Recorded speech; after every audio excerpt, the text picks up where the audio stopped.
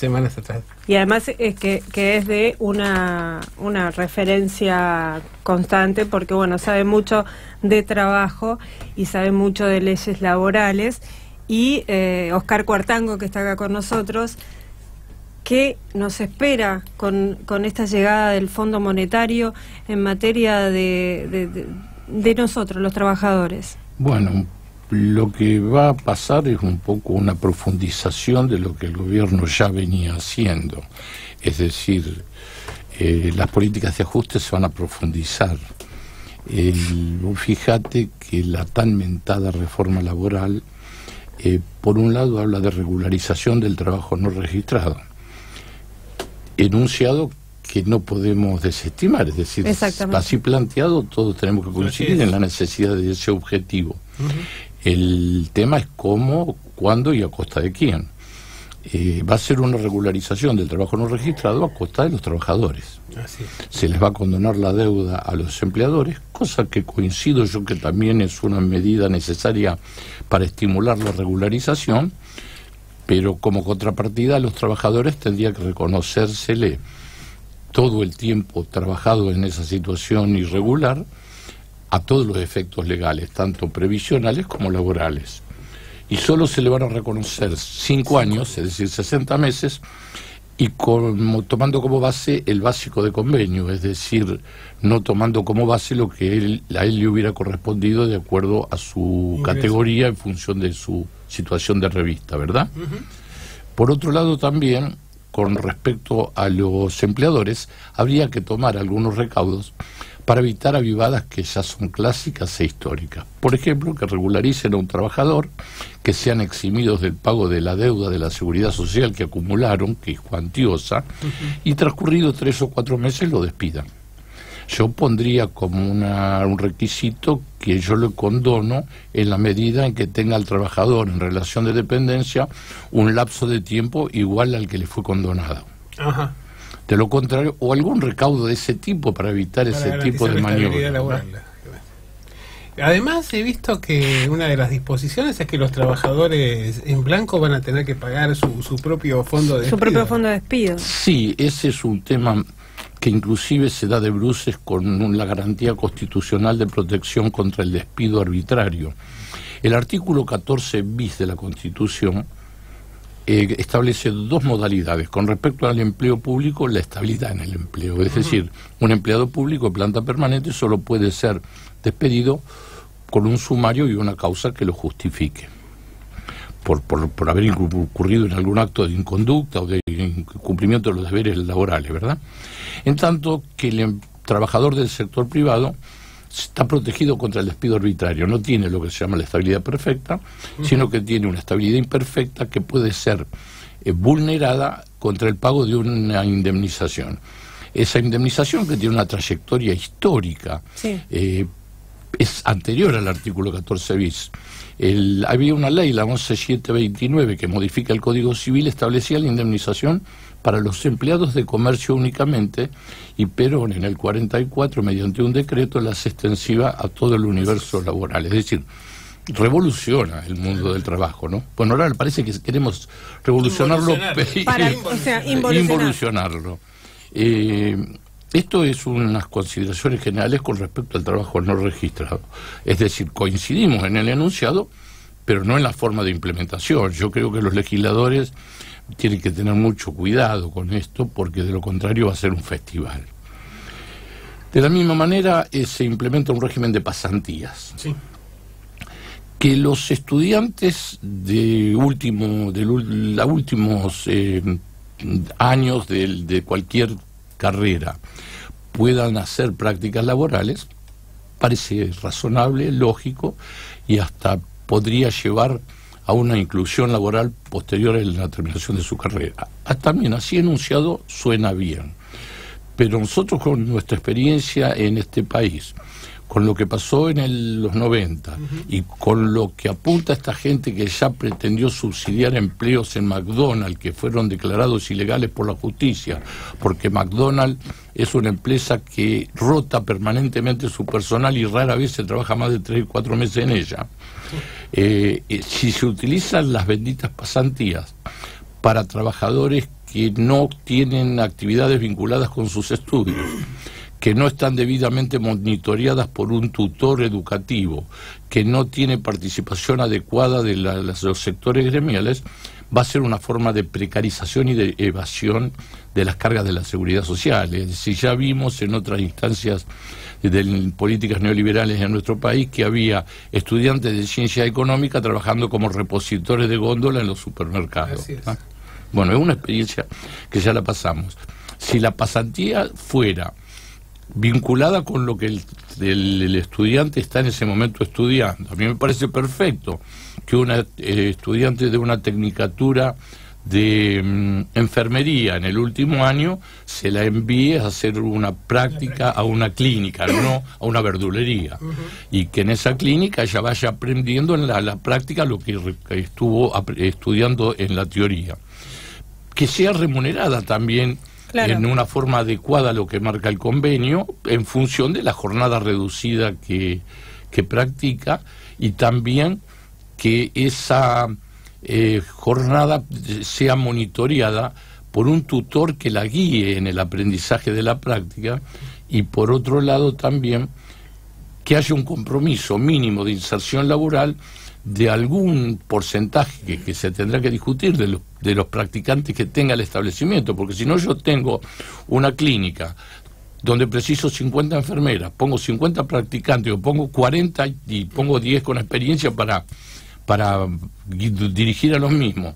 Al final del año despido a los 40 y tomo otros 40, y entonces estoy haciendo una precarización y un uso gratuito, es decir, que apunta a beneficiar al empleador y no al que está haciendo la pasantía. Claro, ese es el punto de quiebre del debate. Las pasantías no son ocupar lugares que podía estar ocupando un trabajador. Por supuesto que no. Con carga horaria y con todo lo que se debe... Deberían no serlo. Pero tuvimos una experiencia, por eso digo, bastante nefasta, explícita y nefasta en los años del menemismo, ¿no? Más aún, profundizando el tema de la precarización, se pretende crear una especie de figura de un monotributista que está trabajando en relación de dependencia para un tercero. Incluso hubo un fallo de la Corte Suprema de Justicia de la Nación que por sus particularidades está direccionado a una zona gris que hay entre la relación de dependencia y la autonomía. Tiene sus particularidades. Se trataba de un neurocirujano que trabajaba en el hospital alemán. Yo, dadas las características, entiendo que estos casos deben ser resueltos uno por uno de acuerdo a las particulares características que tienen, ¿no? Y hay zonas grises, hay zonas menos grises y hay zonas más oscuras. El caso de un neurocirujano, que es un profesional de alta calificación en un servicio de cirugía, donde él iba a atender a los pacientes propios y a los ajenos, puede ser una situación de un gris claro que esté más distante de la relación de dependencia y más cercano a al cuentapropismo, ¿no? Un profesional liberal. Pero por los fundamentos que utilizó la Corte en ese fallo, en el cual en el fondo puede estar bien justificado, pero los fundamentos nos alertan sobre una intencionalidad, porque habla de que porque no cobró el aguinaldo, no cobró las vacaciones, sino eso sería tomado como un punto de referencia para justificar el cuentapropismo, y yo creo que es todo lo contrario. Cuando hay fraude laboral, hay fraude laboral, y es a cargo del empleador pagarle las vacaciones, el aguinaldo y todos los rubros que no le pagó en fraude laboral. Yo creo que la Corte se tendría que haber limitado en este caso a expresarse sobre las circunstancias de hecho y sobre las particulares características de un profesional de alta calificación, pero no tenía que haber hecho ninguna consideración sobre el aguinaldo y las vacaciones. Yo creo que fueron por lo menos poco felices. Este es el caso en el cual la Corte, desdiciéndose lo que era revocó a la Cámara Nacional de Apelación del Trabajo y al juzgado de primera instancia, que sostenía que había una relación laboral encubierta por el hecho de la facturación sistemática a un mismo empleador. Sí, pero parece ser que no era tampoco así, por lo que yo leí. Que las facturas eran discontinuas, que eran montos diferentes y que facturaba a terceros. Es decir, el caso en sí se presenta como para poder ser resuelto de la manera que se resolvió. Puede ser que hayan sido muy fundamentalistas en el sentido de laboral la Cámara y el Tribunal y el Juzgado de Primera Instancia, y que la Corte haya sido más equilibrada, pero la Corte por lo menos estuvo desafortunada, claro, en sus fundamentos, si es que no fueron intencionados para instalar el tema, porque vos fíjate que los grandes medios que jamás se ocupan de los fallos que son a favor de los trabajadores, le dieron un gran bombo, sí, claro, con bombos y platillos, hablaban de que se había impuesto el monotributismo en las vinculaciones, etcétera, etcétera. Sí, casi lo veían como un emprendedor, ¿no? Esta palabra tan... Claro, no, el de emprendedurismo es otra cosa, esto es un profesional liberal. Claro. Y no es lo mismo un profesional liberal que es un neurocirujano que un profesional liberal recién recibido que hace guardias y que recibe órdenes y que tiene que cumplir horarios. Ahora, el gobierno, a través de Marcos Peña, entre tantas cosas que comentó el otro día en esa especie de cadena o conferencia, dice que bajó el desempleo. No, es una ficción. Y te voy a explicar por qué. Los números es una verdad a medias.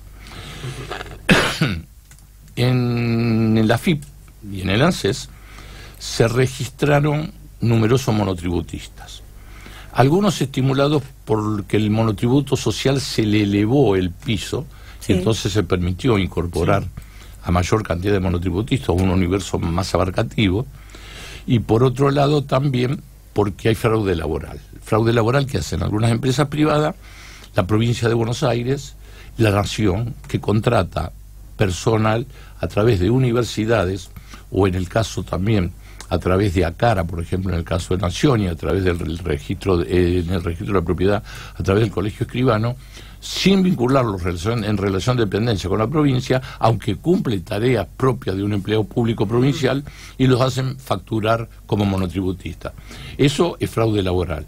Y también creció, sí, el cuentapropismo, el emprendedurismo, porque a la fuerza ahorcan. Si estoy sin laburo, sí, me dedico a hacer torta frita y tratar de venderlas, sí, por ahí. Claro. Y en algunos casos me inscribo como monotributista social para tener un mínimo aporte jubilatorio, una mínima obra social, y además a lo mejor para venderle una torta frita o lo que fuere hasta a la municipalidad cuando el intendente les quiere dar una mano y poder facturárselo.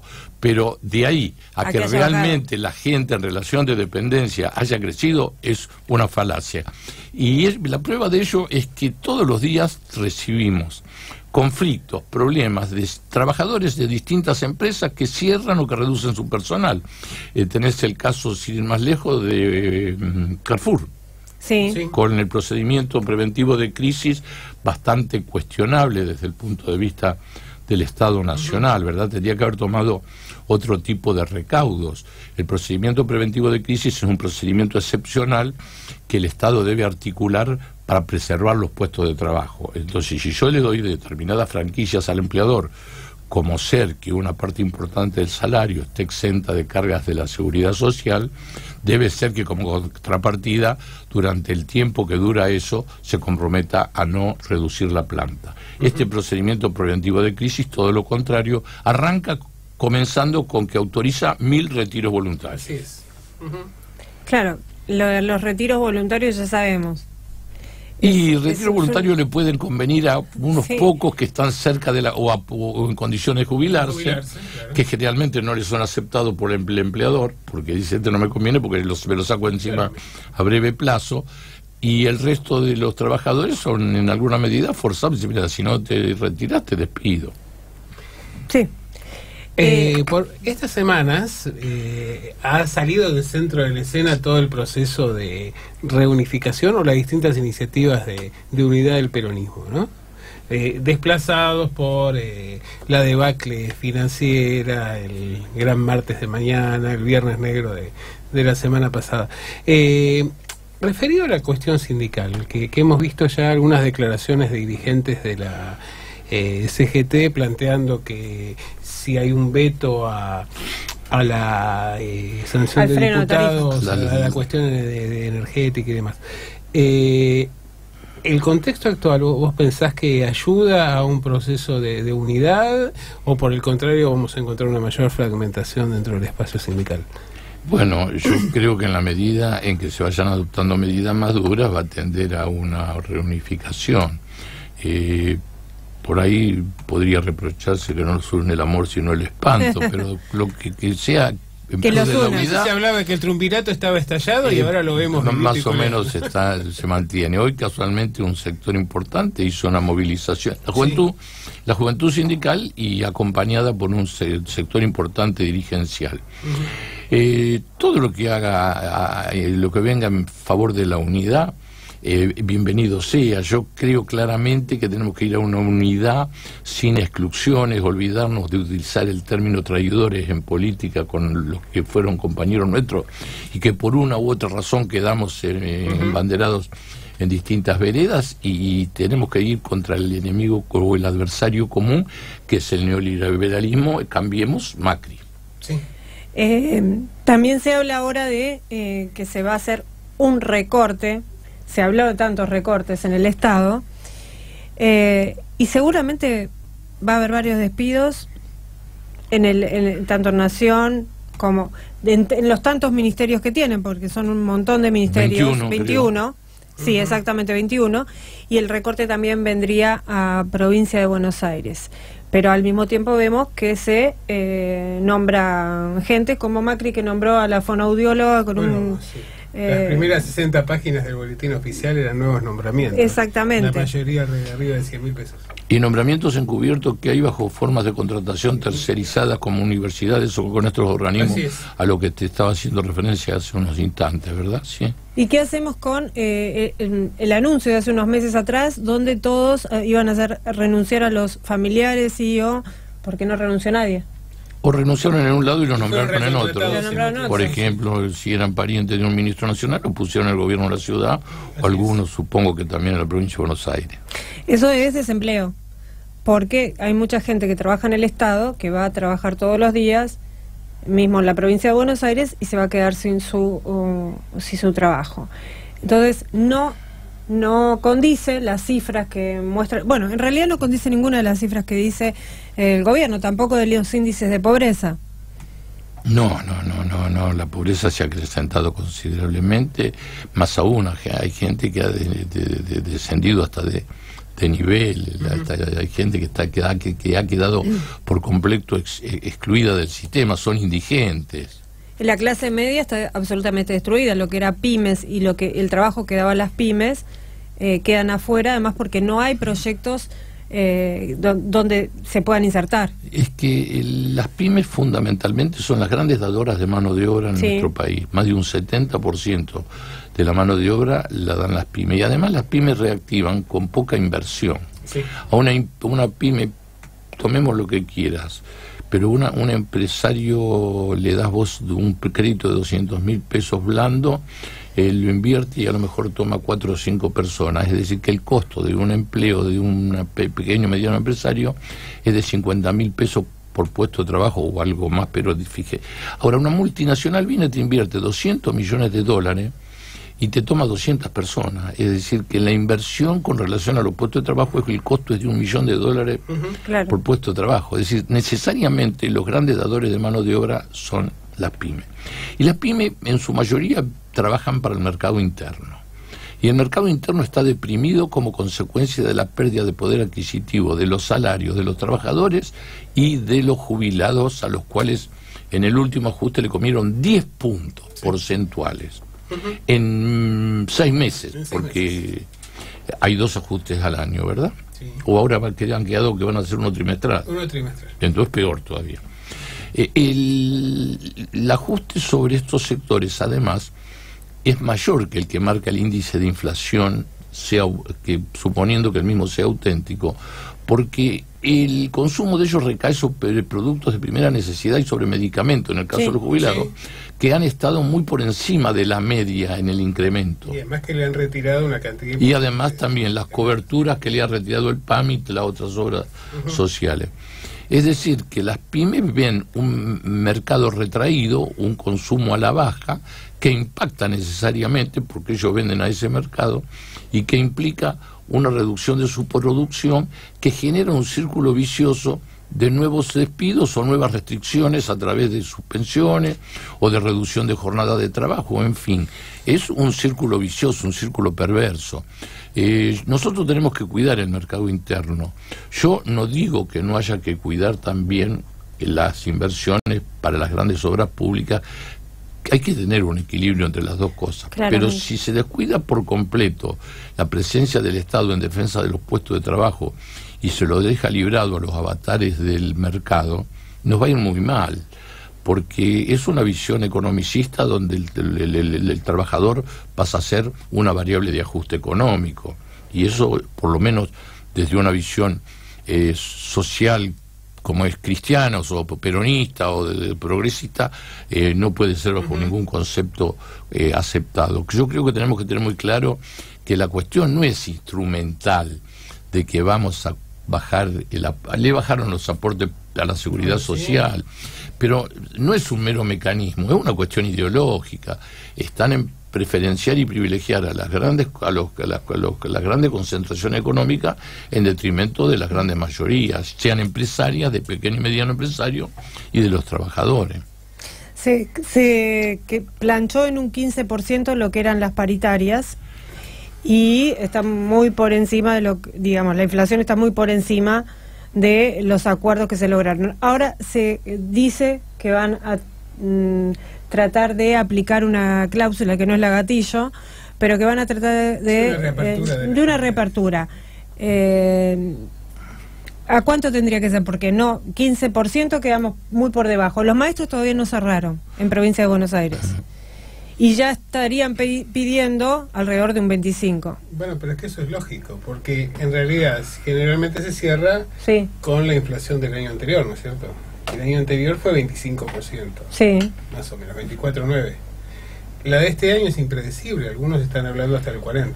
Los economistas más conservadores consideran que con esta disparada del dólar y la incorporación al Fondo Monetario Internacional y las medidas que va a llevar ello aparejado, una inflación del 25% sería una buena noticia. Sí.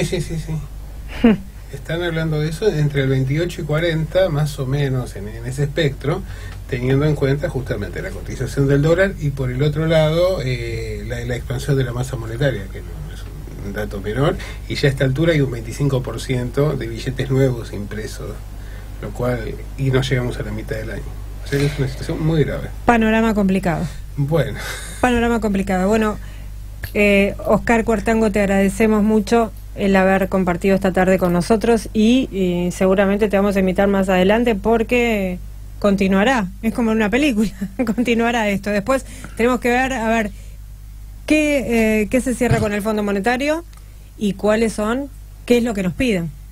El Fondo Monetario va a pedir ajustes previsionales, por ejemplo, elevación de la edad jubilatoria, va a apuntar muy fuertemente contra el Instituto de Previsión Social de la provincia de Buenos Aires por un problema de escala. Es el más grande sistema previsional que no está incorporado a la ANSES, y es el mejor sistema previsional de Latinoamérica y yo creo que del mundo. Entonces van a pretender que se equipare el régimen del IPS con el de la ANSES, pero a la baja. Claro. No a la suba. Van a ir modificando la edad jubilatoria, van a elevar la del ANSES también posiblemente, y van a ir contra la forma de determinación del haber inicial y sobre la forma de ajuste de los haberes, que ahora es automático cuando recibe un aumento el cargo que uno tiene como jubilado en la actividad, automáticamente se le aplica ese incremento. Sí, se ha generado como un misterio respecto de lo que va a exigir el Fondo Monetario, cuando siempre exige lo mismo, y de hecho este gobierno ya ha venido implementando algunas de las cosas que supuestamente debería pedir el Fondo Monetario. No es el mismo fondo. Iba transitando el camino. Esto no es una política económica errada, este es el resultado de la política que se implementó y que ahora de alguna manera busca la legitimación del Fondo Monetario para pasar a una ofensiva aún más dura, me parece, ¿no? Sí, aparte es un posicionamiento complejo. Muy claro. Que va a afectar seriamente a los sectores de los trabajadores, de las pequeñas y medianas empresas y la clase media baja. Ahí obviamente va a haber una élite que está más allá del bien y el mal, y que por otro lado, operando con el EVA, con el cambio del dólar y qué sé yo, obtienen ganancias sustanciosas. Pero un trabajador que puede comprar con $100 con mucha suerte. Bueno, ahora podemos comprar 2 millones de dólares si quisiéramos. Sí. Claro. El problema es que, como decía alguien, ¿no? Seguramente las tarifas estaban atrasadas, pero también estaban atrasados los salarios y las jubilaciones. Así es. A escala internacional. Y entonces, ahora, dentro de un sistema de subsidios, más o menos había compensaciones. Ahora, intentar, digamos, de alguna manera blanquear los costos de la energía sin blanquear el atraso de los salarios y las jubilaciones, se genera una situación de injusticia caótica, que es perversa. Caótica. Muchas gracias por haber estado con nosotros. Ha sido un gusto. Y te esperamos más adelante.